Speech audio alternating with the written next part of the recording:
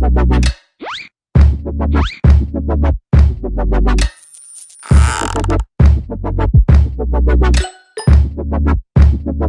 everyone, Board Game Brody here on our channel Let's Table It, where we get games to the table. I was sent a prototype copy of Run, Run, Run by 25th Century Games. It's a tile placement cooperative game where players need to work together to prevent the mummies of touching the relics of the pharaoh, as they would gain immense power, threatening all mankind if they did, and also need to activate the mechanisms to wake the most powerful mummy and defeat it, and all other mummies, and if successful, defeating all those mummies, then you will lift the curse once and for all. This is the game setup here. Players will be adding tiles to create a maze, but also placing tiles to be able to unlock more torches and door mechanisms or other mechanisms to gain more torches or to wake the boss mummy to then later need to defeat it. Players each play as a cat venturer, and players take turns in a clockwise direction. A turn starts with the mummy's actions at the beginning of every player's turn, in which players will roll the mummy die equal to the current mummy's power. Starting the game off, this is 1, so you will roll 1 die, but later in the game, this may increase. For each mummy symbol rolled, each mummy present on the board will move 1 room closer to the pharaoh's vault. If a mummy enters the first room of the vault, it will stop its movement, as there is a very sturdy door that will take another turn for it to get in. But the door won't stop the mummy forever. Players need to defeat the mummy at this time because with its next movement, it will breach the room and reach the pharaoh's relics, unleashing a terrible curse. And if that happens, all players lose the game.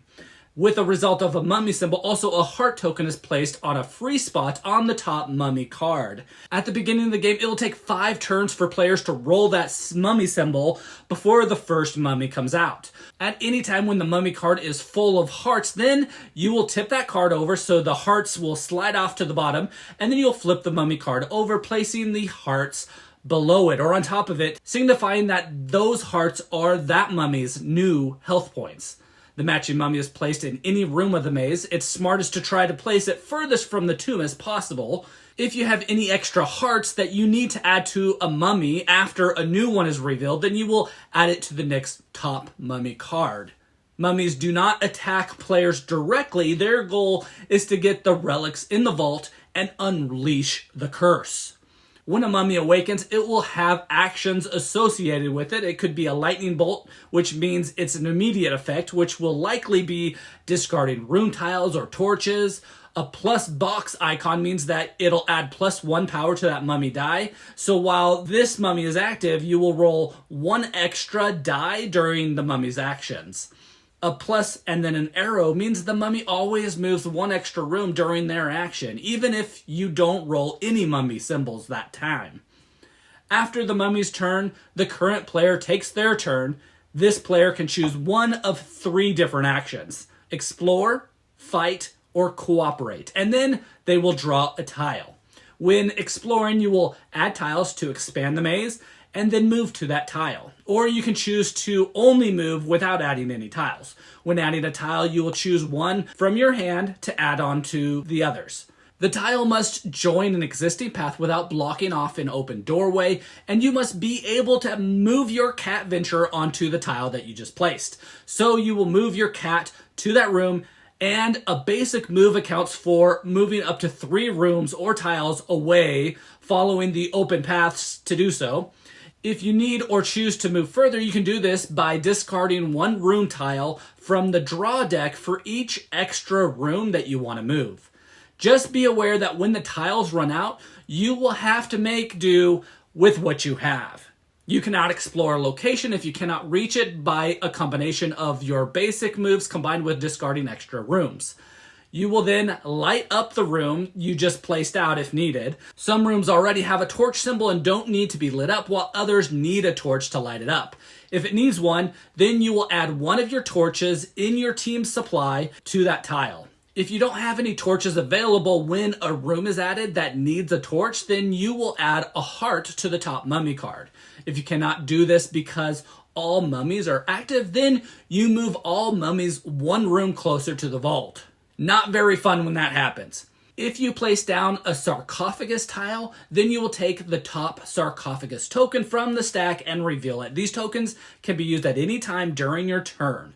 Some will add torches, others will increase your damage when you are fighting a mummy, and others will let you draw more tiles. You can also discard a sarcophagus token to sneak through a secret passage in the pyramid and move immediately to any room in the maze. When placing down tiles with the Egyptian symbols shown, you will want to place them down so that they form a triangle with either 3 symbols that are all matching or one of each symbol in a group of 3. If you place a tile where all 3 form a triangle and are all similar, you will reveal a secret cache of new torches hiding behind the 3 rooms. You will take a torch mechanism token and place it in the middle of the 3 tiles. This revealed mechanism gives you 5 torches to place in your team's supply.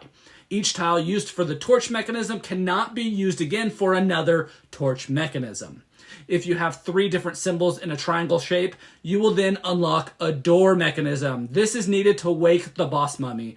And 3, 4, or 5 of these are needed to unlock the boss mummy, but also each one will trigger a hidden trap. You will reveal it and see what your penalty is by flipping the top token over. This might be discarding room tiles, discarding torches, or adding hearts to the mummy. Players can then choose which players will take each penalty. You will then place the door mechanism in the middle of the 3 tiles, showing you have fulfilled this requirement.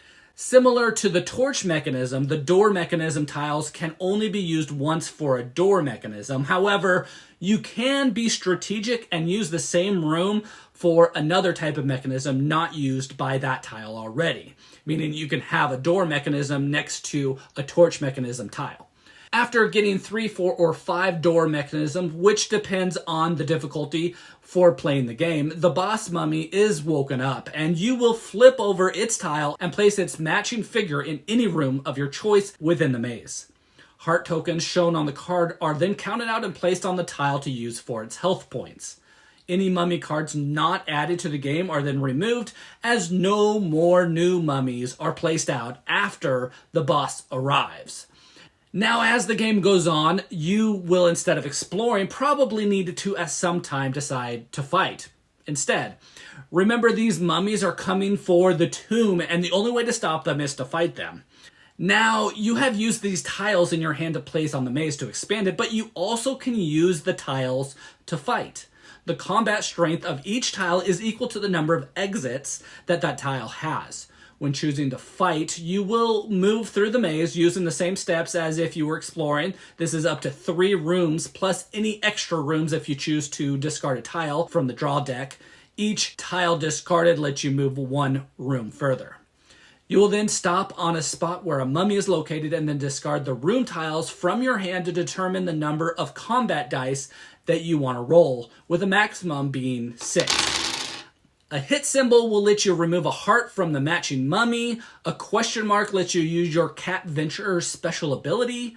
This symbol lets you draw a room tile. And this symbol here lets you lure a mummy away from the Pharaoh's vault, moving your Cat Venture and the mummy to an adjoining room, most likely backwards, further from the vault. After rolling, you can always discard a torch for each die that you would like to re-roll. You will have the option for re-rolling just once in your turn, so make it a good choice.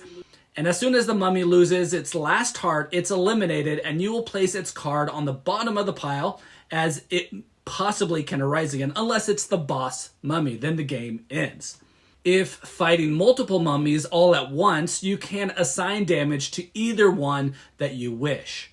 Lastly, if you don't want to explore or fight on your turn, you can cooperate, but this can only be done 3 times total in the game. When doing this, you are deciding to take a break and to regroup.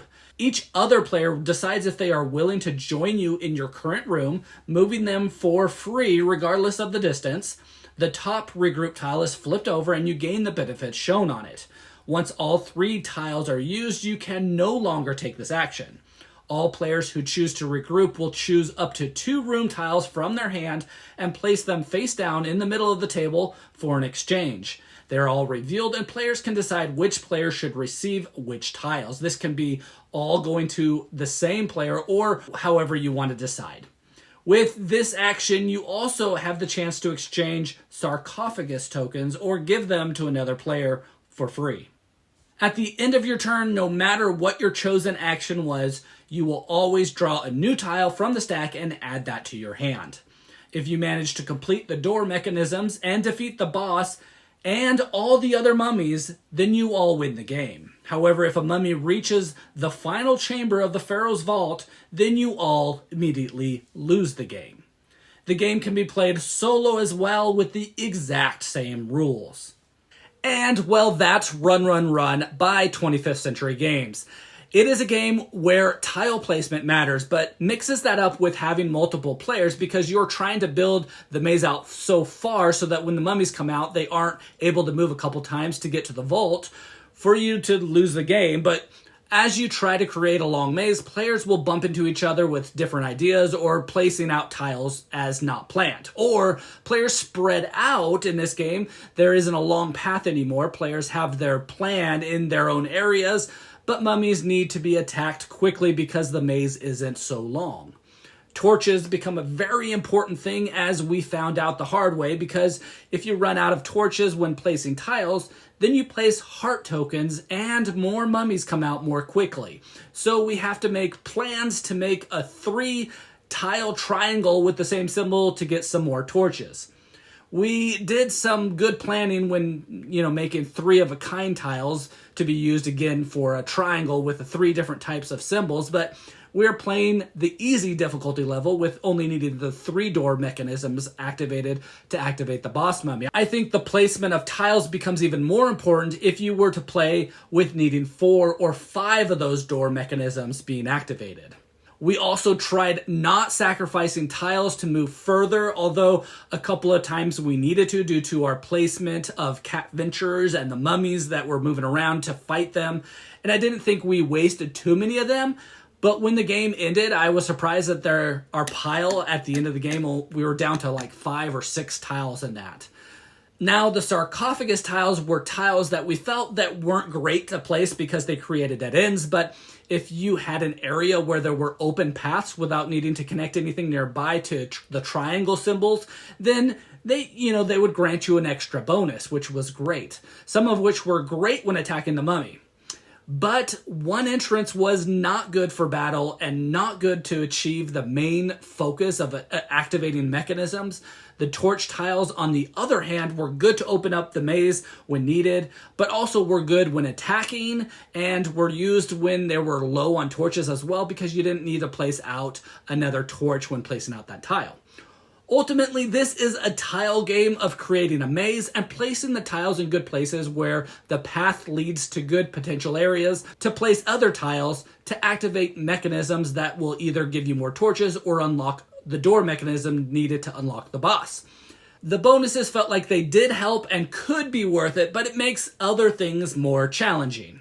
It's a cooperative game with each player making their own decisions. There is some dice rolling when attacking the mummies, which felt like the best as you lowered strength on those mummies, but also gained potential other bonuses when doing that. The kids love this game. We will be playing a lot more of it. Hopefully we can, do better with a higher difficulty level as well. Again, this is Brody here with our channel, Let's Table It, where we get games to the table. Please like and subscribe to our channel. We are new and working hard to bring to you videos like this one so that you know if these games are ones you want to get to your own table.